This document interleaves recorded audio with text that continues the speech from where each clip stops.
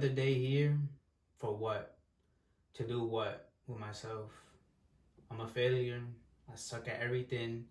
I always give up quick. Literally, there's no point of even trying. If I'm a walking L, then so be it. That's who I am, and that's what I'm gonna be for the rest of my life. It's just a big loser. So let's be honest. These are words that we've heard before in our lives. But this wasn't from someone telling us this. This all came from us, within us. And what I mean by that is from our inner voices that you decided to let control you, which is why you weren't measuring up to some ideal of perfection. We all got lost in our insecurities, which is why in this video, we're diving deep into the world of insecurities and discovering how to break free from their grip. Okay, so there's really no need to explain what is the definition of insecurity because by now everyone already knows what it means. But what I wanted to talk about is a lot of people forget to think about, what causes insecurity. And it's normally between three driving factors that a lot of people forget to think about. And number one, it's appearance. Number two is relationship. And number three is achievement. So let's talk about appearance first because I want to be able to talk about this because I feel like this tends to be the most common one that a lot of people fall victim of, right? But when it comes to having an appearance, everyone's gonna remember you in some type of way based on your appearance, whether you're skinny, fat, or whatever the case may be. A lot of people are gonna remember you by that, right? And when you're in public and you don't feel good about your body, you automatically assume that people are going to feel the same way towards you about how you feel. Since you're trying to, let's say for example, you're trying to lose weight and you're big right now, you automatically assume that other people think the same way, that you are big and that you're just a fat person basically in the room. And a lot of people normally think like this, and they think just because they haven't reached to where they want, automatically people are going to assume the same thing, which is not the case. Just because you believe so doesn't mean everyone else believes that the same way as you. So next, let's talk about relationships. So when it comes to being in relationships or you're looking for a relationship, there are different ways on how you can fall into being insecure, right? So for example, if you're looking for a relationship right now, a couple ways on how you can be insecure is by fear of rejection. Now, rejection is everywhere. You're gonna get rejected. Whether you're looking for a relationship, it's always gonna be rejection, regardless. It's just how life is, and that's where a lot of people drive away because they feel like, oh, since I got rejected, I feel like an idiot. I'm like the center of attention, and it ends up basically on them because it's like, well, I don't want that for myself, so it's like I'm not gonna do it because I don't want to have that feeling. And then also too is bad experiences. Maybe they've been in previous relationships before, so for them to get into a new relationship, it's like, well, why should I do that? I've already been through relationships and they've all ended bad, so it's like I don't want that to happen again, so I'm just not gonna get in a relationship. So those are kind of two ways on how people can get into insecure about looking for a relationship. And then when it comes to being in a relationship, normally when it comes to being in a relationship, some people, when they look at other couples and they see like an ideal perfect relationship, that's how normally communication lacks. Because it's like, if you're trying to have that type of relationship like those people you see and how they have a kind of like a perfect relationship, it's gonna make you lose interest in your partner, and it's not gonna really make you like continue on with them because it's like, well, if you want this but your partner, let's say, doesn't want that, then it's like, well, what's the point of being in a relationship? And that's where a lot of people kind of face insecurity when they see other relationships be so happy, everything is perfect, like nothing is like nothing goes wrong in a relationship, and then they compare that relationship to their relationship and they're like, well, ours is not even like this, like ours is way worse, or ours is not even like this. So it's like, well, that's where lack of communication comes into play. And then also too is vulnerability. And when it comes to that, that's when people tend to kind of like slowly drift away in the relationship. They kind of just end up having their partner pick up most of the slack in the relationship. So the last one is achievements. When it comes to this, from past experiences, you've probably been bullied, you've probably been called stupid, you've probably been called an idiot, slow, all of these, and you start to believe it, and this could definitely cause you to feel insecure. But also too, let's say if you have an ideal role model, you start to mimic whatever they do. You start to try to match their skill set, you start to match their appearance, the way they dress, their behavior, all of this. And for this is definitely not the way to go, because when it comes to this, some people can get they can feel self-doubt. And what I mean by this is, you start comparing your childless lives, and then you try to wish, you could be in the position that they're in right now, because you're trying to get out of your current situation, but that's not how it is. And this can definitely cause you to not even just feel doubt in yourself, but it can also cause you to procrastinate and to eventually, give up on, whatever you're trying to do, because the position that you're at right now is not where they're at, and you wish you want to be in their position. You end up just giving up completely. Now let's shift gears real quick. Let's talk about how insecurity has been able to inflict us through social media.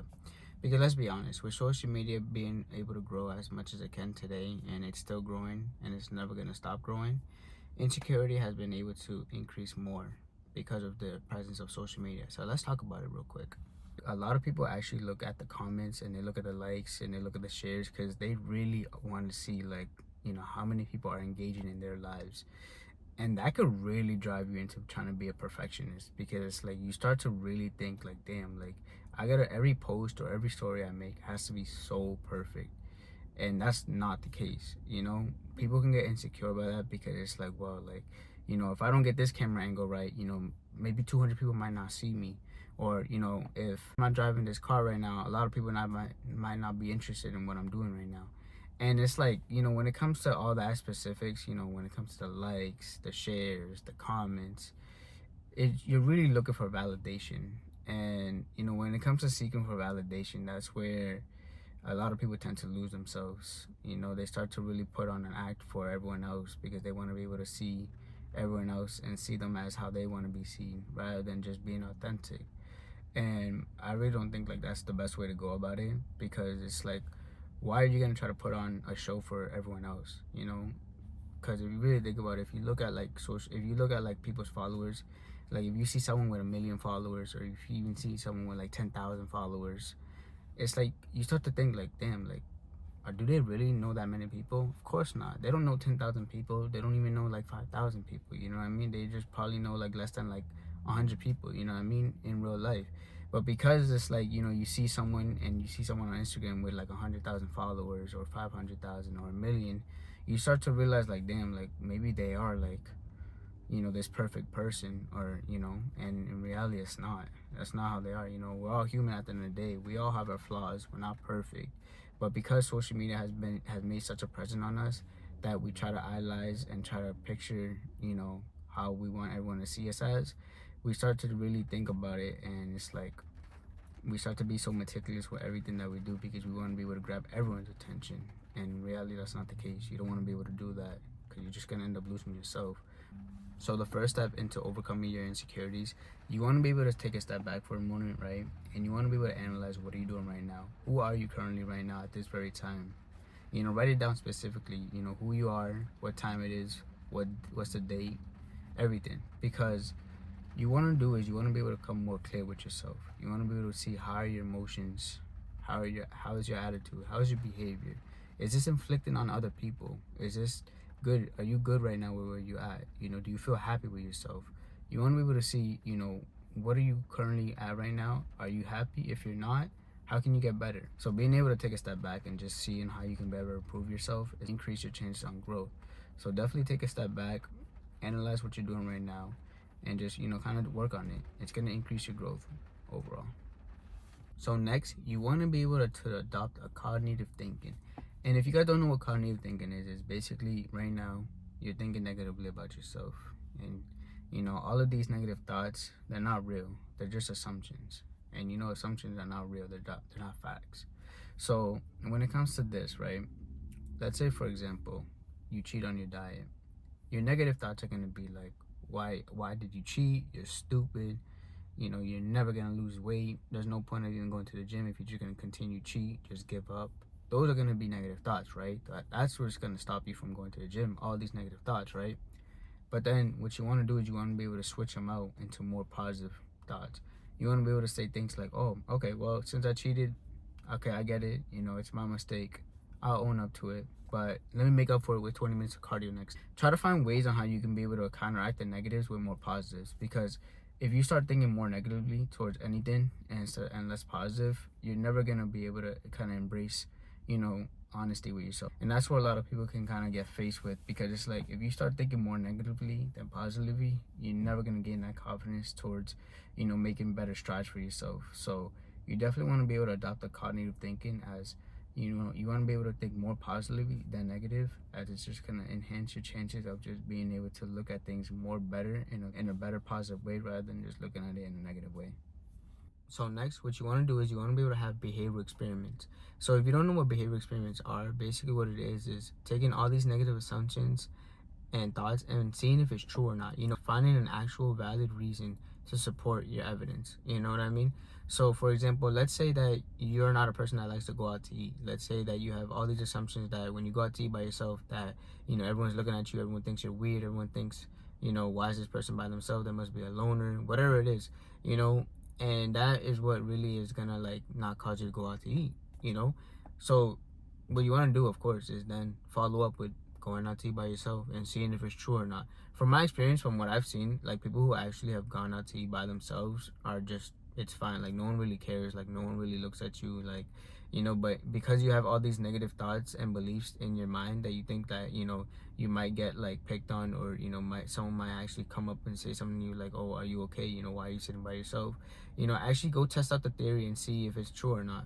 But from my experience, I've seen, people who've gone out to eat by themselves are just fine. You know what I mean? They just, go about their day after, so it's not really nothing to stress about. But that example right there is basically one example of how you can be able to kind of test out, one of your beliefs and see if it's true or not. But definitely go out and see what's out there and see how can you be able to challenge your beliefs and see if it's true or not.